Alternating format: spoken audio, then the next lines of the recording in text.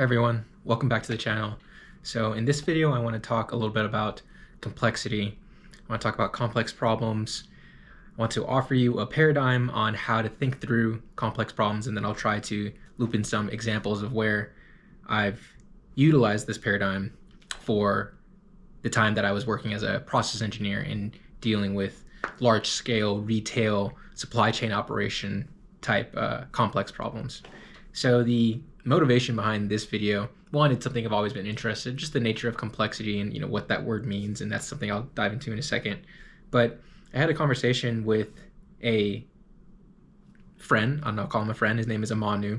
He's been watching some of my videos, and some of the ideas were of interest to him, and come to learn that I have come to learn that we share many interests and many paradigms and ways of thinking about the world, and some of the things that we're interested in and some of the things that we care about.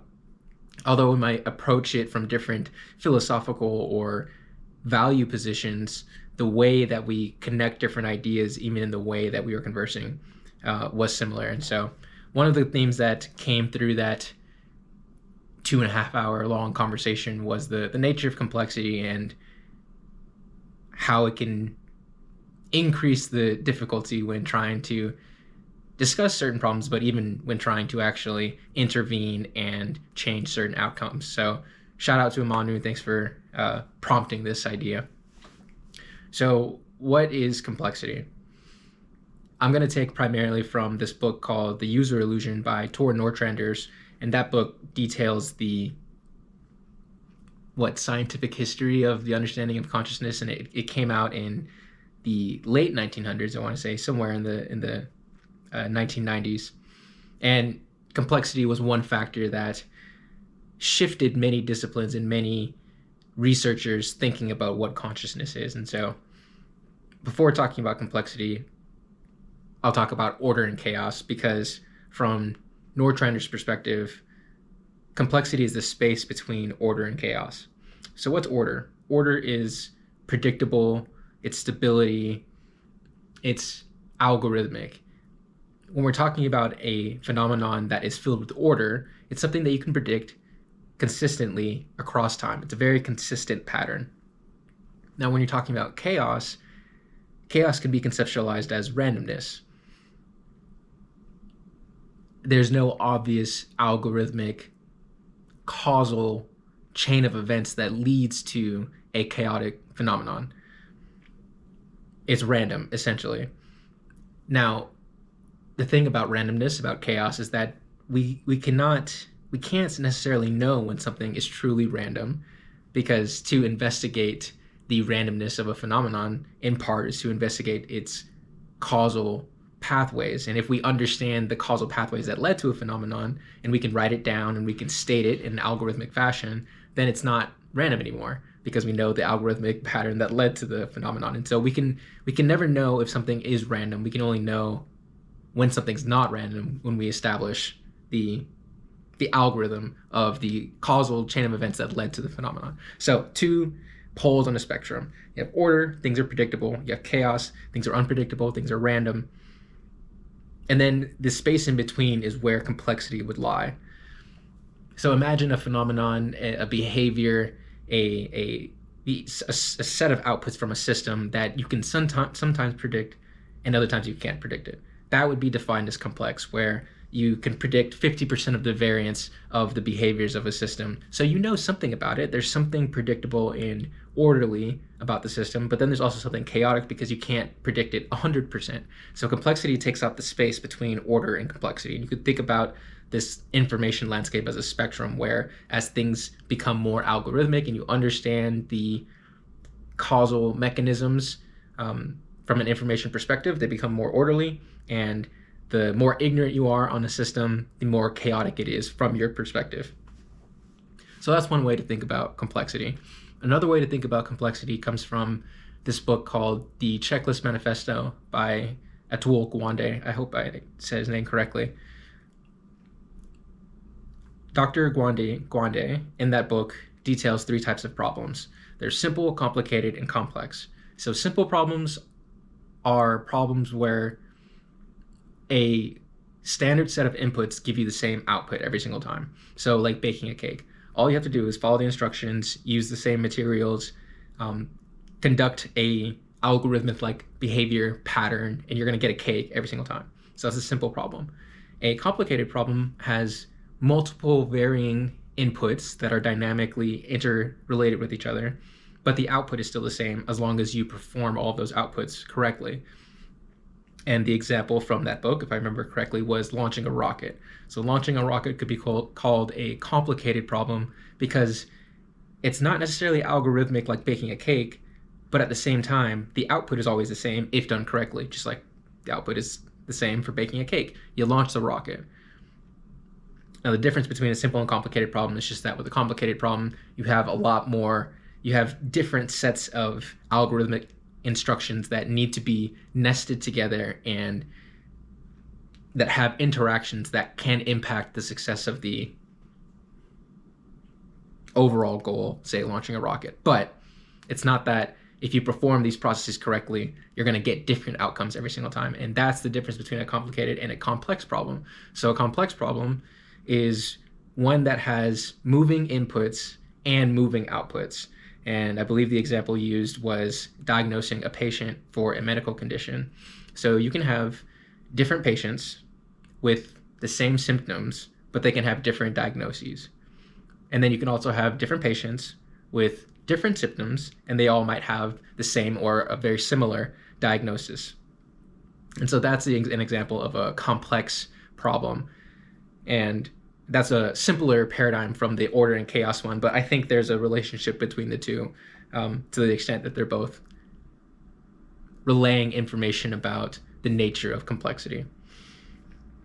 So complex problems are things that we deal with all the time. They're probably the bulk of the problems that we deal with, because if a problem is completely orderly, well, then you probably don't even pay attention to it. It's probably not a problem because it's predictable. It's something you've accounted for. It's fine. If something's completely chaotic, it probably is like an unknown, and it hasn't even made its way into your purview yet. You could perhaps say the same about simple problems, less so about complicated problems. But the bulk of the problems that we deal with are probably complex. Not sure if you guys can hear my dog, but I apologize for that. If you can, I don't know what I just said there. Coming back to complexity. Most of the problems that we deal with are probably complex problems. I would say at an individual level, at a psychological level, and even at a sociological level, as we try to navigate some of the different economic and political and cultural problems that many people care about, such as poverty, inequality, fatherlessness, homelessness, mental health outcomes, physical health outcomes. These are complex problems. And there's this quote by Dr. Martin Luther King Jr. that has stuck with me for a while now. It's from his book, Strength to Love. And it's something along the lines of, there's a never-ending quest for easy answers and half-baked solutions. Nothing pains people more than having to think. And that's a pattern that I've seen with my peers. I'm sure I've exemplified this pattern as well. When it comes to dealing with social problems such as racial discrimination or systemic racism, many people have a tendency to simplify the complexity of the problem so that way they can better manage it and conceptualize it in their head. And when they talk about it, they talk about it in an oversimplified manner. And there are some benefits to this. If you can simplify a problem, then it might be easier to think about. You have to use less energy, less attentional capacity and cognitive energy to think about it. And you can also communicate it to people in an easier fashion. And if your communication skills are good, then you can look good. You can look like you know what you're talking about, and you can look like you perhaps have done some deep thinking about the problems. But one of the downsides is that if the problem is truly complex, then when you simplify it, you lose a lot of the nuance and the details that may actually matter if you actually want to solve the problem, or if you actually want to have a fruitful discussion about what are some things that people could do, or what are some things that you as the individual could do to make a practical impact on the problem that you care about. So what I want to try to do now is outline a paradigm for how to think through different complex problems, and then perhaps I'll use an example either from when I was working as a process engineer at the Home Depot dealing with complex problems, or I'll try to run through a speculative social problem such as poverty or fatherlessness using this paradigm. So it's important to deal with complex problems because they're probably the bulk of the problems that we deal with. And the alternative is to not deal with them and to just allow them to continue to proliferate and fester, and that's not good for anyone. So here's the paradigm that I've been using, and I'd be curious to hear anyone's thoughts on it, anyone's feedback. If they have a different paradigm, I'm happy to hear about it. You could leave a comment below, and I would love to read it. So the first step in dealing with a complex problem is to set a goal. When you set a goal, you contain the complexity of the problem. Is it a simplification? I would like to say it's more of like a subsidiary hierarchical regression, if that makes sense. Let's say you're trying to deal with the problem of fatherlessness in the Black community. That's a very big problem. It's a huge problem, very complicated problem, very complex, rather, I should say. The high level of complexity also makes it abstract. And the thing about abstractions is that the more abstract something is, the further away from action and concretized reality it is. Now, abstractions have their own reality. I'm not saying they're not real. I'm just saying it's harder to derive actionable steps and behaviors from a statement such as, we need to fix the political system, we need to fix the economic system. It's very vague, could be true, but it has to be unpacked. And so what you do with a goal forces you to constrain it, especially when you add the other criteria of establishing a measurable goal. So not just a goal, but establishing a measurable goal, which implies that you have some way to measure the success or failure of the solution or the goal that you're trying to attain. So the first step when you have a complex problem is set a goal. Now, after you set the goal, the next step is to establish the independent variables or independent factors that play into your goal. What are the factors that co-occur, so correlate with the goal, or perhaps you even know, or you could find out which factors are causing which factors have a causal influence on your goal, either when these factors are occurring and they're going up, your goal is going up, or the opposite is happening, or there's an inverse relationship. But you have to break down your goal into the causal factors that go into it. And if you can't establish the causal factors, because causation is very difficult, you might be able to just find correlational factors that, as you notice, as you wrestle with the problem, as you engage with it, as you spend time after you've set your goal, you can now go spend time with that system or, those group of people or this process and observe just what happens, and see if you can identify different phenomena that are co-occurring with the problem. So second step is to identify your independent factors. Now, third and fourth step perhaps could be done interchangeably. Third step is to separate your independent factors into ones that you can control and ones that you can't control.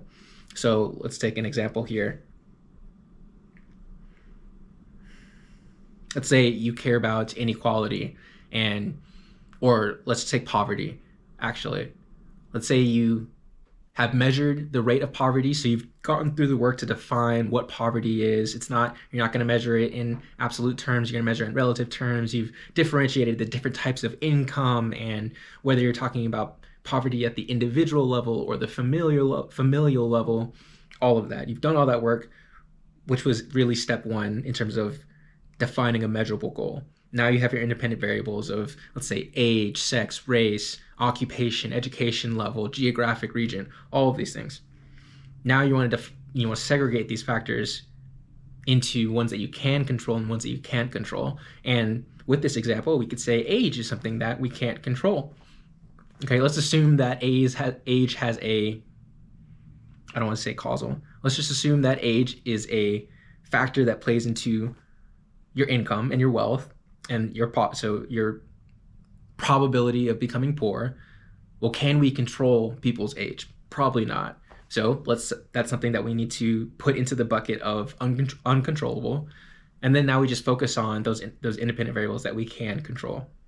So the fourth step, after we've made that distinction, it's to differentially weight the different factors that you've established that you can control that relate to your goal.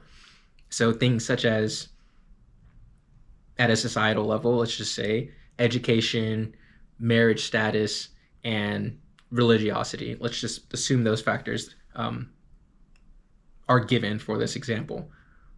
Are those things that people can control at the individual level, or are those things that if communities came together, they could control for themselves, or they could entice people to make different decisions? Or even at a systemic level, is it possible for there to be some kind of bottom-up refinement that could change some of these things, even if they take years to make waves in? Are these things that we can control? And the answer might be yes. And then now we would focus on these buckets or these factors, and then we would ask the question of, well, which factors weigh more? Which factors account for more of the variance in the goal that we care about? So from a statistical perspective, this could be discovered in a regression analysis where we plug in all of our different independent factors and see how much of the variance of the goal, as the goal moves, how much of that variability is accounted for by the independent factors. And kind of from a non-statistical perspective, we do this because while we may have identified 5 factors that are correlated with our goal, they may not all have the same level of impact or weight on our goal. And so if we want to make change, one would think that you would want to start by operating and investigating the factor that weighs the most. Assuming we have limited resources, assuming that we have limited attention, limited people, and there are too many problems in the world, too many complex problems in the world for us to waste time on or waste our energy, we want to be very efficient, is what I'm trying to say. And one of the ways that you can increase your efficiencies is by prioritizing which sub-problems or sub-goals or independent factors that you deal with according to your return on investment, essentially, according to how much they will actually move the needle compared to all of the other factors. Now, the final step for this paradigm that I would say would be to establish your most important next step, or MINS, M-I-N-S. And I got this from Gary Keller. He's a famous real estate businessman, and he wrote a book called The One Thing. At least I think that's where I got it from. What you want to do is take your factors that are controllable and that have a high weight, a high impact on the goal, and you want to conduct some sort of root cause analysis or convert that factor into an actionable item that you can take, whether it is you have to get more information, so you have to get more knowledge, so you have to meet with this person, or you need to go to observe the system from this particular standpoint, given all this strategizing that you've just done to conduct interviews for the people who are operating the system or the customers of the system, so to speak. You have to boil that factor down to something that you could do tomorrow, something that you could do, that you would do, that you should do, given your analysis. So I'm going to recap. Let's recap, and then I'll go into example, and hopefully I can bring everything together. When you're dealing with a complex problem, first you want to set a goal. Then you want to identify the factors that play into that goal. You then want to separate those factors into ones that you can control and ones that you can't control. You then want to weight all of those factors differentially. More than likely, there are going to be some factors that impact the goal more than others. And then you're going to want to convert those factors into an actionable behavior pattern that you could do or that your team could do starting tomorrow. You want to break it down into something simple. So here's an example. I spent about a year at the Home Depot as a process engineer, and my scope of work was delivery orders. So customers can go onto our application and they can order a hammer, they can pay for it, and then that order gets sent to a store where some associate inside the store will package that hammer, package that item, prepare it for delivery, and a delivery driver will come to the store, pick up the item, come and deliver it to you, of course. Many problems, very, very, very complex system, filled with complicated different issues. A lot of moving parts. There was 2,000 stores or multiple carriers, tens of thousands of SKUs, if I can remember. And it was a very fun project to work on. And it taught me a lot about large scale systems and the real troubles that complexity can bring. So one of my team's goals was to reduce the number of delivery misses, let's just say from 10% to 5%. So a delivery miss is when a delivery fails. A customer doesn't get their item for whatever reason. It could be because the store didn't prepare the item. It could be because the delivery carrier made a mistake. It could be because the customer wasn't at the property at the scheduled time. It could be because the customer wasn't at the property at the scheduled time. So many reasons why a delivery can fail, but we were focused on driving down misses. So what was our goal? Like I said, goal was to decrease delivery misses from 10 to 5%. Let's just say that. So what did we do? We then went through and observed the process many times and identified our different independent factors that played into the probability of a successful delivery occurring. And I just mentioned some of the buckets that we had. We had the store operations, we had delivery operations, and then we had customer responses, let's just say that. Now, for customer responses, we decided we can't really control that. If the customer's not there the day of, we're just going to have to reschedule the delivery. There's not much we can do about that. Perhaps we could send out reminders and we can do things like that. But at the end of the day, we felt that we didn't have too much control over that. So we didn't attend to what the customers were going to do by and large. So now we have our two other buckets of independent variables that we focused on: delivery operations and store operations.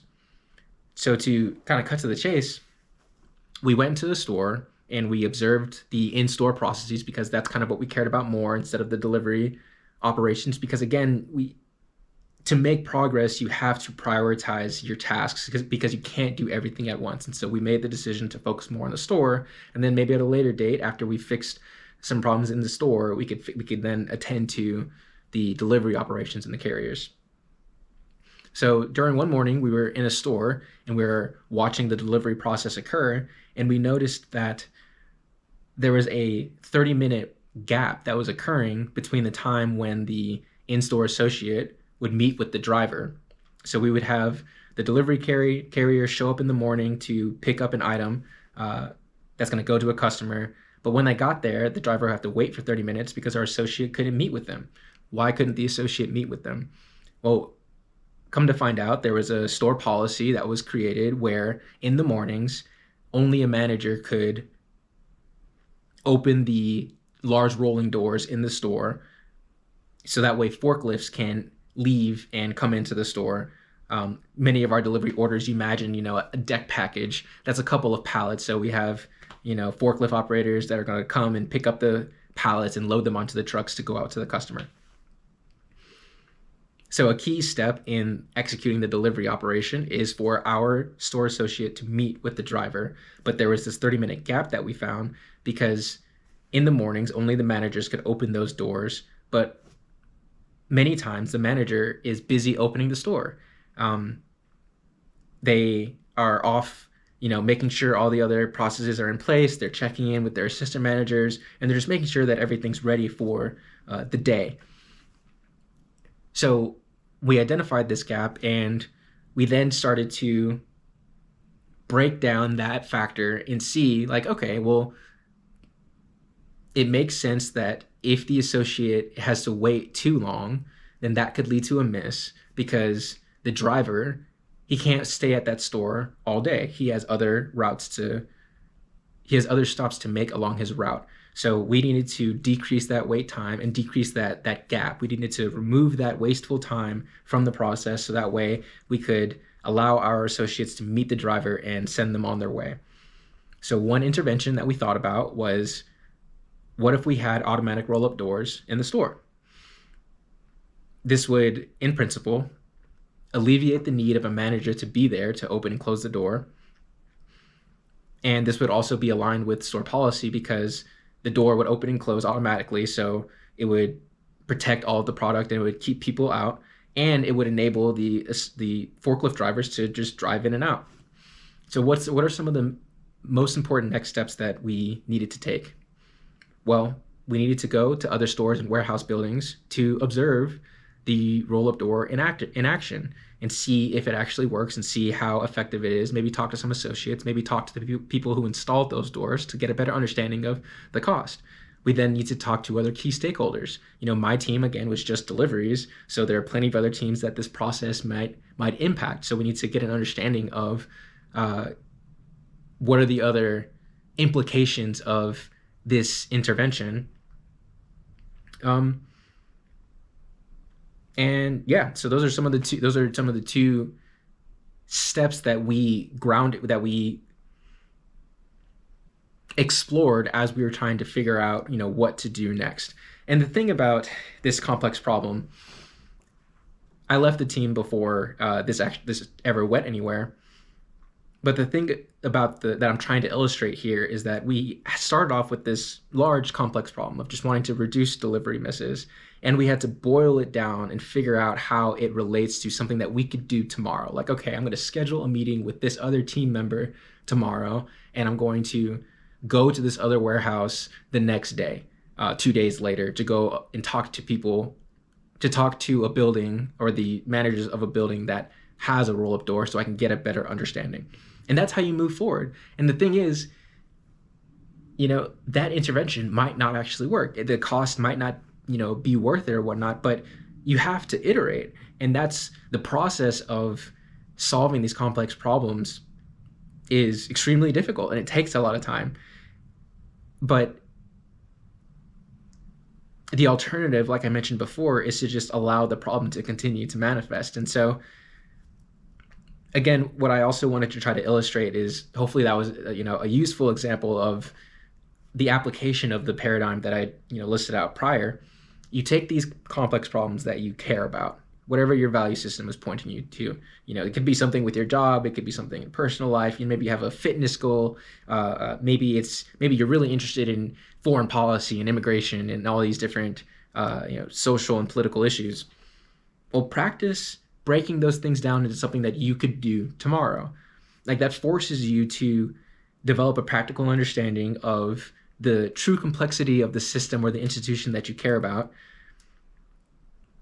And it also has a pragmatic element to it where, if this is something that you care about, you now have something that you could do tomorrow. And then the question becomes, well, if you don't do it, then, it's something that you can wrestle with on your own. But at least now you're out of the landscape of abstraction where things can get lost, where the nuances can get lost, the details can get lost, the fact that there are typically multiple factors that play into a complex system or the outcomes of a complex system, that can get lost and things can get boiled down to, well, the reason people are poor is because of capitalism, or, the reason that people are poor is because they're not working hard enough. It's like, no, there's probably like 20 reasons, So if you really want to eradicate poverty, shouldn't you know those 20 reasons? And shouldn't you figure out which ones you can control and can't control? And shouldn't you figure out which ones are weighted differentially? And that way you can really focus in your attention, or the alternative is just to stay in abstraction and to just continue to, recognize that it's a problem, but really not have anything tangible that you can do. So I hope that was helpful. It's something that I kind of just wanted to practice talking about, the nature of complexity, this paradigm that I've used in the past and that I will hopefully continue to use in the future as I'm dealing with complex problems, hopefully one day becoming a clinician, one day becoming a professor, and figuring out how to best teach my students or how to best diagnose and treat patients. So hope that was helpful. Thank you guys for listening. I'm open to any feedback and happy to read through any alternative paradigms or any refinements that you may think might help me. So yeah, Thank you guys for listening, and I'll see you in the next video.